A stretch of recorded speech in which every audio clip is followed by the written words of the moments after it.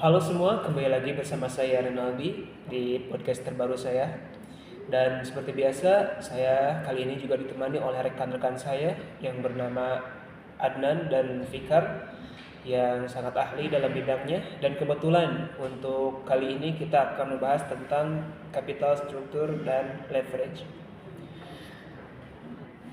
Terima kasih, senang bisa diundang di sini juga. Terima kasih, saya juga sangat menantikan diskusi ini. Selamat datang di podcast saya, Fikar dan Adnan. Baik, sebelum kita mulai, saya akan mengajukan pertanyaan pertama untuk Fikar. Dari pengalaman Anda di dunia korporasi, bisa jelaskan secara sederhana apa yang dimaksud dengan capital structure dan mengapa hal ini sangat penting dalam mengelola keuangan perusahaan. Tentu saja, kapital struktur adalah kombinasi sumber pendanaan yang digunakan oleh perusahaan untuk mendanai operasional dan investasinya. Biasanya ini terdiri dari ekuitas dan utang. Mengapa penting? Karena struktur modal yang baik dapat memaksimalkan nilai perusahaan dan meminimalkan risiko. Dengan struktur yang optimal, perusahaan bisa memanfaatkan utang untuk meningkatkan keuntungan, tetapi tidak sampai membebani mereka dengan risiko kebangkrutan yang terlalu besar. Jadi bisa dibilang ada keseimbangan yang harus dicapai antara risiko dan potensi keuntungan dari penggunaan uang. Benar sekali, jika terlalu banyak utang, ada risiko likuiditas yang tinggi. Tetapi kalau tidak ada utang sama sekali, mungkin perusahaan kehilangan kesempatan untuk memperbesar modal kerja mereka dan tumbuh lebih cepat. Saya setuju dengan banyak perusahaan seringkali menghindari uang utang karena takut risiko. Padahal leverage yang tepat justru bisa membangun atau membantu meningkatkan laba, terutama jika digunakan dengan strategi yang hati-hati. Menarik. Nah, sekarang saya ingin bertanya kepada Adnan dari sisi akademis, dalam teori keuangan, apa faktor-faktor utama yang harus dipertimbangkan oleh perusahaan saat menentukan struktur modal mereka? Dalam teori keuangan, salah satu model yang paling sering digunakan adalah trade-off theory.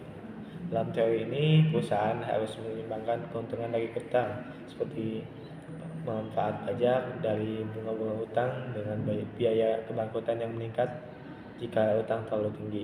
Selain itu, ada juga pecking order theory yang mengatakan bahwa perusahaan cenderung menggunakan pendanaan internal terlebih dahulu, seperti laba ditahan, kemudian utang, baru akhirnya ekuitas. Faktor lainnya meliputi kondisi pasar, stabilitas pendapatan, dan risiko bisnis yang dihadapi perusahaan.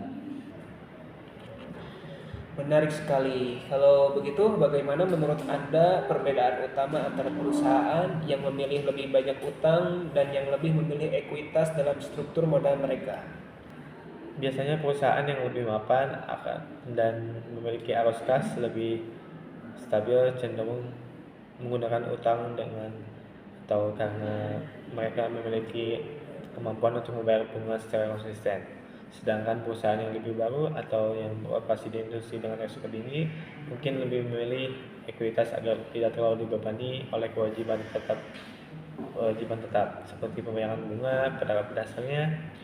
Itu kembali ke seberapa besar risiko yang tersedia diambil oleh perusahaan. Betul. Sekarang Fikar, ada yang ingin Anda tanyakan kepada saya tentang capital structure atau leverage? Ya, tentu dari sisi praktis, bagaimana menurut Anda perusahaan sebaiknya menentukan risiko utang terhadap ekuitas yang optimal? Apakah ada standar tertentu atau itu sepenuhnya tergantung pada situasi perusahaan? Itu pertanyaan bagus. Tidak ada satu rasio yang cocok untuk semua perusahaan. Rasio debt to equity yang optimal sangat bergantung pada sektor industri, model bisnis, dan bahkan situasi ekonomi makro. Misalnya di industri yang lebih stabil seperti utilitas atau telekomunikasi, perusahaan mungkin lebih nyaman dengan rasio utang yang lebih tinggi. Sementara itu di sektor teknologi atau startup, perusahaan mungkin lebih konservatif dalam hal utang dan lebih mengandalkan ekuitas. Pada akhirnya yang penting adalah menyesuaikan dengan kemampuan perusahaan untuk membayar utang dan mempertahankan fleksibilitas keuangan. Saya setuju, fleksibilitas finansial sangat penting. Saya juga ingin bertanya kepada Kenali, dalam krisis ekonomi seperti pandemi yang baru saja kita alami, bagaimana perusahaan harus menyelesaikan kapital struktur mereka? Apakah mereka harus lebih hati-hati dengan utang atau makin justru memanfaatkannya? Baik, saya rasa itu adalah perspektif yang sangat berguna. Sebagai penutup, menurut Anda apakah ada perkembangan terbaru atau tren dalam penggunaan leverage dan capital structure di dunia bisnis saat ini?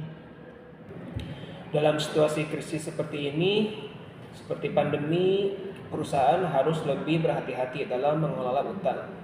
Fokus utama biasanya adalah menjaga likuiditas dan memastikan bahwa mereka memiliki cukup arus kas untuk bertahan. Banyak perusahaan akan mencoba menurunkan leverage mereka atau bahkan melakukan deleveraging dengan melunasi sebagian utang untuk mengurangi risiko kebangkrutan. Di sisi lain, beberapa perusahaan yang memiliki akses ke pinjaman murah mungkin justru melihat ini sebagai kesempatan untuk memanfaatkan leverage untuk investasi strategis. Jadi itu sangat tergantung pada posisi keuangan perusahaan sebelum krisis dan seberapa besar risiko yang mereka hadapi. Itu masuk akal. Jadi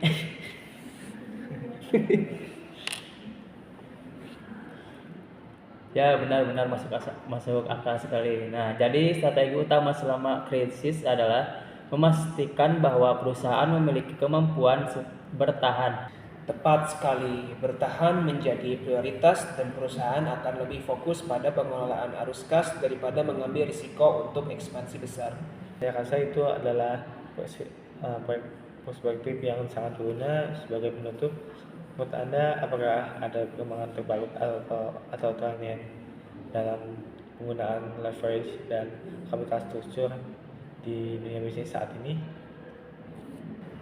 Tren terbaru yang saya lihat adalah semakin banyak perusahaan yang mencoba menjaga keseimbangan yang lebih hati-hati antara utang dan ekuitas. Terutama setelah pandemi, mereka lebih berhati-hati dalam mengambil utang jangka panjang dan mulai mengandalkan lebih banyak pendanaan ekuitas. Bahkan untuk proyek-proyek besar, ada juga peningkatan minat pada bentuk pendanaan alternatif seperti private equity dan pembiayaan dengan ekuitas ventura. Perusahaan juga cenderung lebih fokus pada keberlanjutan keuangan dalam jangka panjang daripada sekedar mengejar keuntungan jangka pendek dengan leverage yang tinggi. Terima kasih atas penjelasannya. Saya rasa diskusi ini telah memberi wawasan yang sangat berguna tentang bagaimana perusahaan dapat memanfaatkan kapital struktur dan leverage dengan cara yang bijak. Saya setuju.